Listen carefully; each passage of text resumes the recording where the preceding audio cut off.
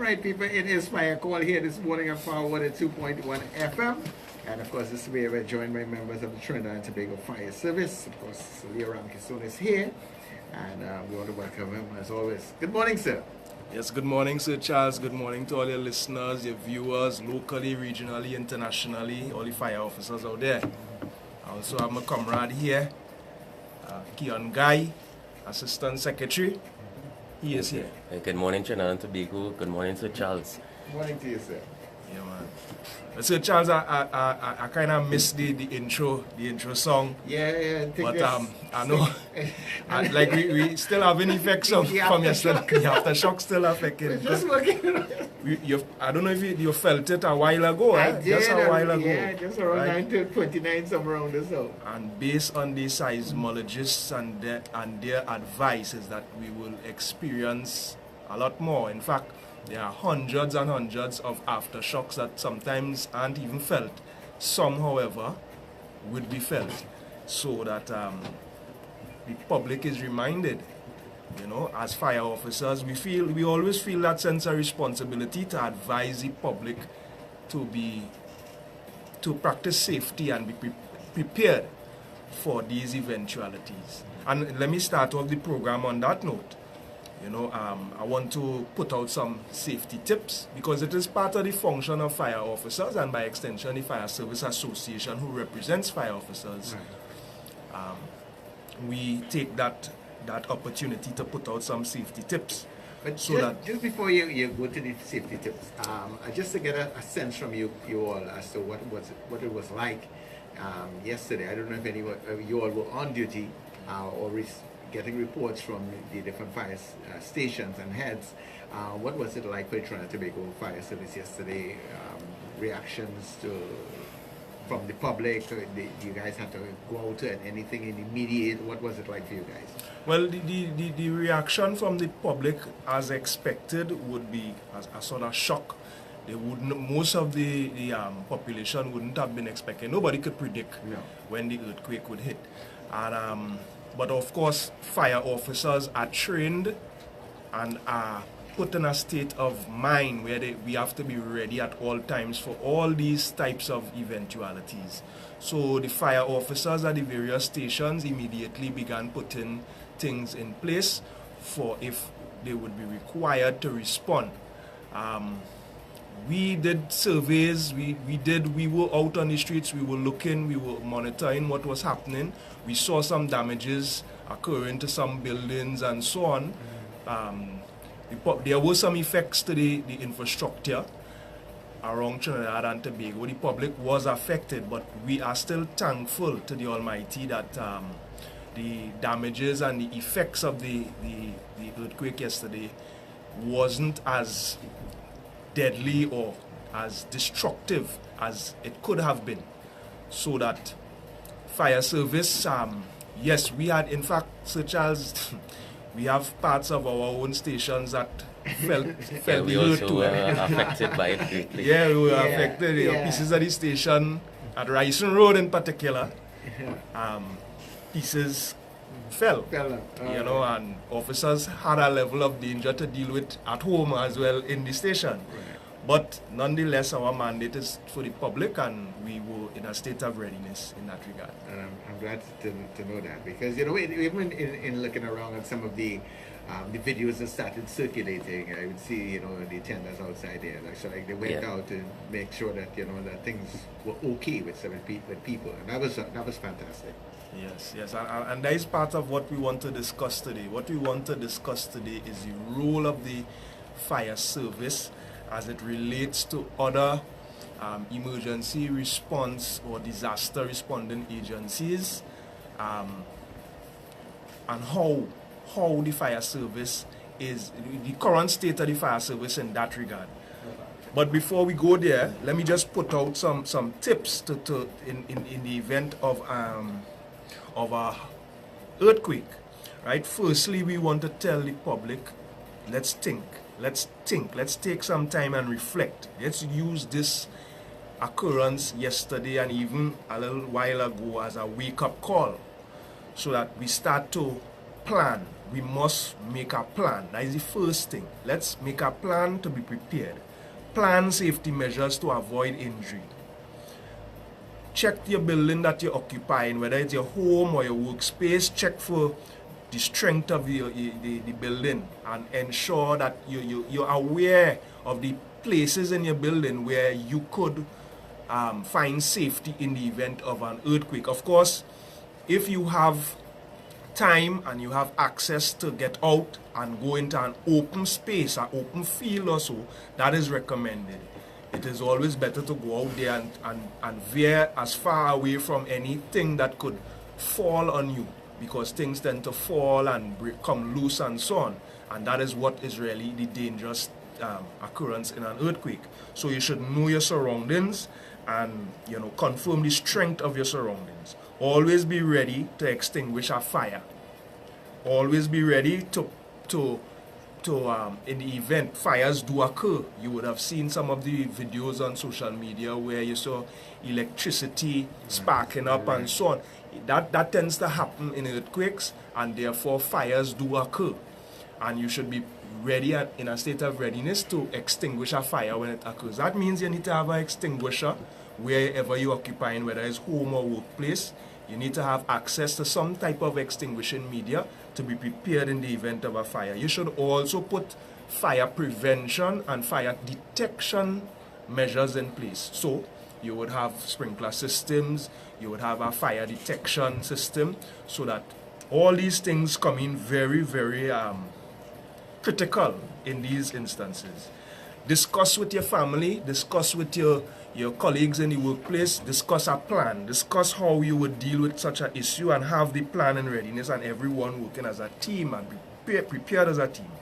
Know the potential hazards in your area. So Sir Charles, 102 is on Abercrombie Street. Right. Know the potential hazards of the buildings around in the event of an earthquake. Know the potential hazards of your building, your immediate building. Know the potential hazards around you. Keep informed about disasters. So you should listen 102, try to get the information, make sure you're tuned in to local radio and TV and so on, and make sure you're getting informed all the time. Train yourself for emergencies. Prepare a first aid kit. A lot of us neglecting to do that. Yeah. Let's ensure that we have a first aid kit at hand and it's easily accessible in the event of an emergency. Stock drinking water and other supplies. If you observe what has happened in other countries where you have these types of disasters, sometimes access to food and water becomes inaccessible for days at a time. So you should have at least 3 days water supply and canned foods and so on, so that in the event of anything, you could, independently sustain yourself until, help arrives. Stock batteries and battery-operated radio, touchlight. All these things are very useful because electricity is not guaranteed. Most of the time the electricity will go and you need an independent supply of power. Most importantly, do not panic. Try your best. I know that saying that is one thing. Yeah, without practice too. Yeah, but it's only through practice. Yeah. You prepare yourself, and then knowing that you are prepared reduces the potential for panic. I like that, I said, how do I prepare for panic?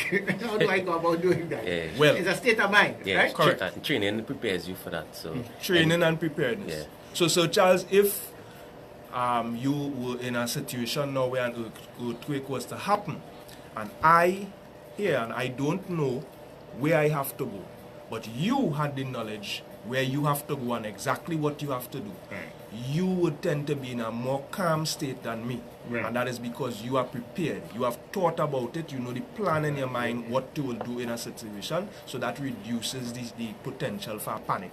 So it's preparedness that will help to mitigate against panic.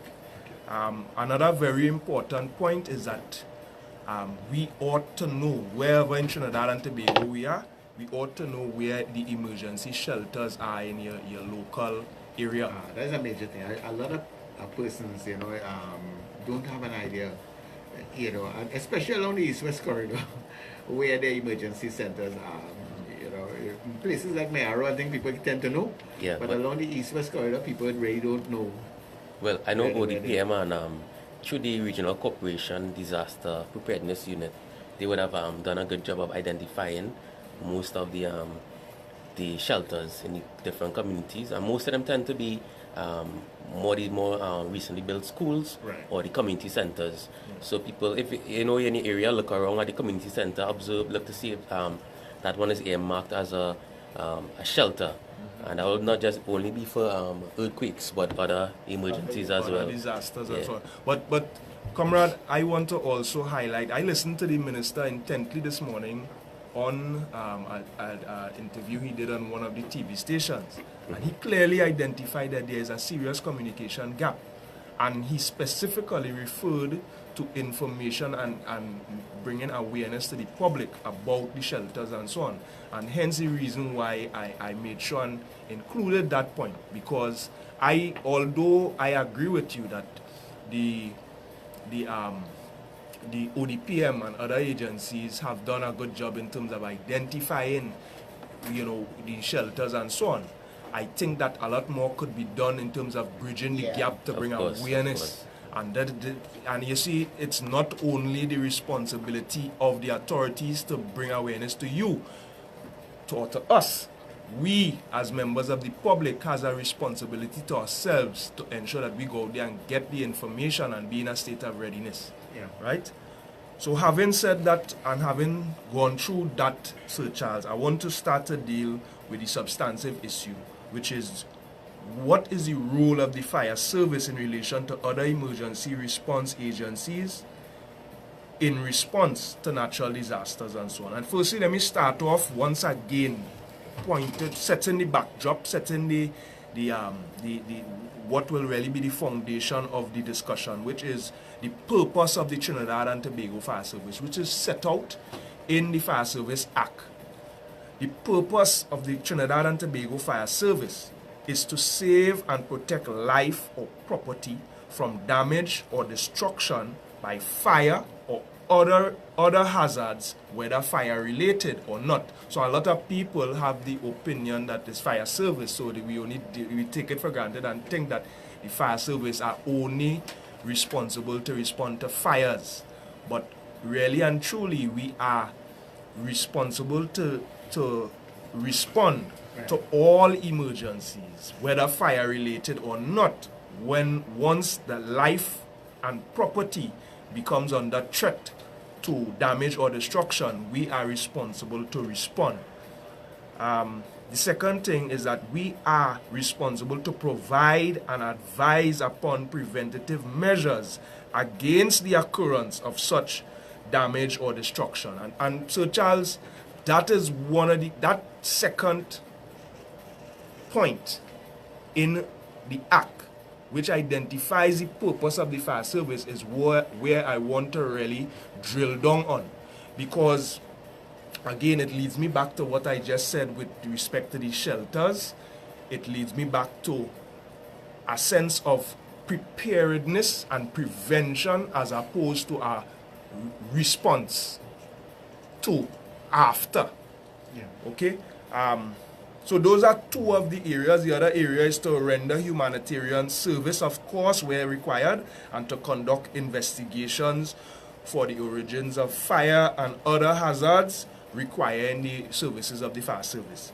So those are the purposes of the Trinidad and Tobago Fire Service. And I want to, when we speak in how our role in relation to other like agencies, I want to identify some of those other like agencies. Well, firstly, as the comrade identified, ODPM, the Office of Disaster Preparedness and Management, is sort of the umbrella agency that coordinates the efforts of the various agencies to deal with disaster preparedness, disaster management, and so on. So fire service would come under. However, based on that second point that I highlighted, the second point in the law that I highlighted, to provide and advise upon preventative measures against the occurrence of such damage or destruction. That responsibility that is assigned by way of the Act to the fire service is not assigned to any other agency in this country. Not any other protective agency, not the Defense Force, not the police service, not the prison service. It's exclusive. It's exclusive to the fire service. In other words, we don't only have a responsibility to save and protect life. In other words, we don't only have a responsibility to respond to emergencies. As first responders, yeah. As first responders. We don't only have that. We have that, but it's not only that. We also have a responsibility to the public to advise them and to take a leading role in terms of guiding the public and bringing awareness to the public. And so, Charles, this is the area where the Fire Service Association and its members are having very much concern. And I'll tell you why. I want to firstly commend the new commissioner of police. He was very much present and he offered as much information insofar as the police service is concerned throughout this situation yesterday. I heard the Minister of National Security. I heard several speakers speaking on behalf of several agencies from each agency's perspective. But I cannot say that I heard from the fire service. And you're right. You're so right. Sir Charles, I heard media reports and they highlighted all what different agencies did, especially the police. And I myself, in my observation, have to agree that I saw the police outside in numbers. And I commend them. But I cannot say that I commend the fire service in terms of its communication to the public, communicating what the officers are doing, communicating advice to the public, taking that leading role. We are falling short in that regard. And that is a failure on our part as an agency and as the holder of the Fire Service Act, as established by the Fire Service Act and our role. We are failing in our role. We are not just to respond, but we are also to prevent and advise. And therefore, Sir Charles, we have to highlight that shortcoming. That shortcoming. Just add to that before you go on, Leo. Yeah, even when we look at the Trinidad and Tobago National Earthquake Plan, Sir Charles, the Trinidad and Tobago Fire Service has a duty and a responsibility also in prevention, right, and also in educating the public, also in communicating with the public, because what you don't want is for misinformation to reign supreme. Right, you don't want people to be uninformed and for example, they had plenty concerns about the tsunami warning. If the minister had not come out yesterday and spoken directly about it, a lot of different information, we may not have taken it seriously. Some of us may not know what exactly to do. But with him coming out and making a statement on it, he was able to bring some clarity. And that is really the role the fire service is supposed to play as well. It's supposed to let the public be aware of what areas they should try and avoid because of incidents or operations that may be ongoing, and actions they should take during and immediately after the earthquake, because I know today the fire service is still engaged in surveying certain buildings that might be deemed unstable or a threat, and it would be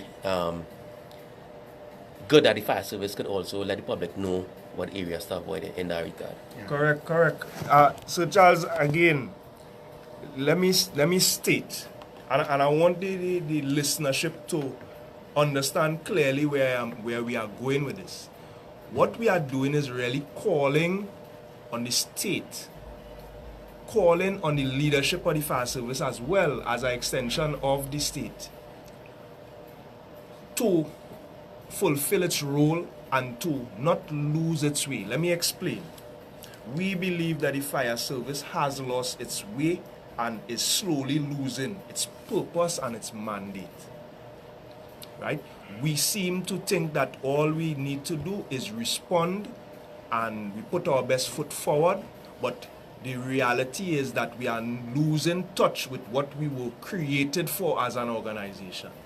And that is a very serious cause for concern. Our position is that the national security management, national security managers, the national security minister and others have gotten caught up with one aspect of national security. and have lost sight of the other aspects. In other words, crime seems to have Yes. occupied the And mind, entry. 99% of the mind. Now, I agree. Crime Yeah. is, without doubt, the number one issue in Trinidad and Tobago. We cannot dispute that. And we agree that it must be, a lot of focus has to be paid to it. But we cannot, Sir Charles, negate our responsibility to the public to ensure that the other issues of national security are adequately Public safety. and sufficiently prepared for. Well, I am glad that you reached to that particular part, because that was why I asked you the first question, as to how were you all able to treat with the people's response, because it came to my mind a lot of the things that we sit and we talk about, especially where resources concerned and not having. Yesterday was a perfect example. Thank God that nothing Thank God. Yeah. else happened, but within that blink of an eye, so many things could have gone wrong there.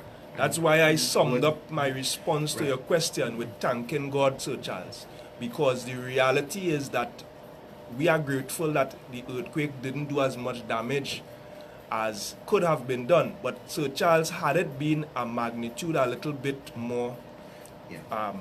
destructive, the fire service would have been tested and challenged, and I guarantee you, because of the state of the fire service in terms of preparedness, such as the land search and rescue unit and certain other responsibilities we have with respect to responses to natural disasters and so on, I am convinced that the fire service is not where it ought to be.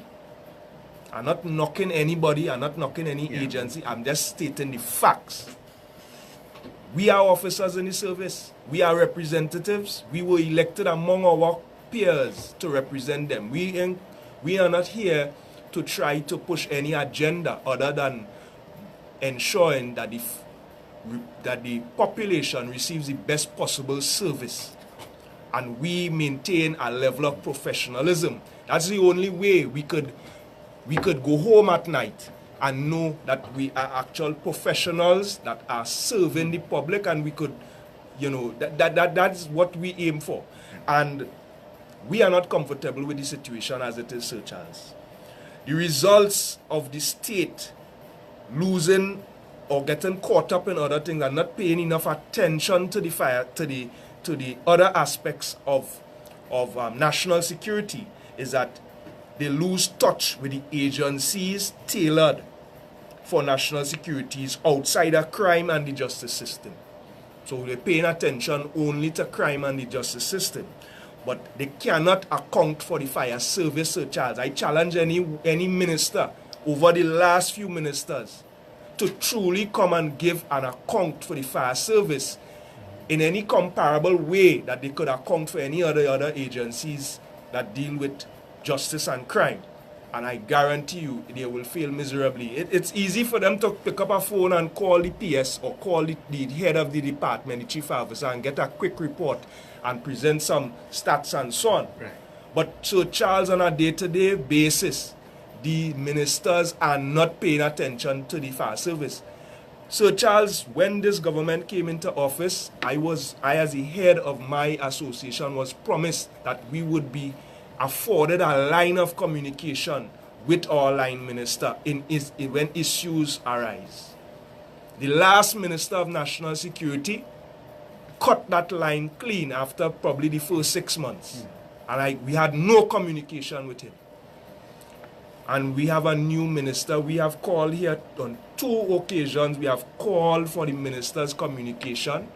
And even up to yesterday, Sir Charles, I was trying to reach the minister before the earthquake, because we have other issues, other breathing apparatus sets issues. And these are very, very important pieces of personal protective equipment. Had the earthquake required our response yesterday, and we did not have the breathing apparatus sets, it would be like the policeman going into a gun battle and have no bulletproof vest and no gun. Yeah. We would be going into a gunfight with a knife. Totally defenseless. And I am trying to reach the minister and cannot reach the minister is the most difficult thing. And I am forced to come here on the radio and put out the word publicly. Minister, we need to get in touch with you because we have serious issues in the fire service that needs to be addressed. And we are not confident that the leadership of the fire service has your ear. They may intend to. The chief fire officer, I am sure he has all intentions to get your ear. But he is constrained by a level of operation that is political in nature, so he cannot step across that line, especially because he holds an acting position. He ain't going to jeopardize his acting. Most of the senior officers in the service are acting. They're not going to rock the boat. So we as the Fire Service Association, we're not interested or we are not influenced by any of those politics and all those issues internally or externally. We are interested in bringing the service to where it needs to be. And the Minister of National Security needs to have an open door with us on the ground so that we could speak with him and bring the issue so that it doesn't have to be that we're speaking to you through the radio and through media and so on, or only through a letter that is simply thrown in a drawer and never responded to. We need for a line of communication with the minister. We have serious issues taking place.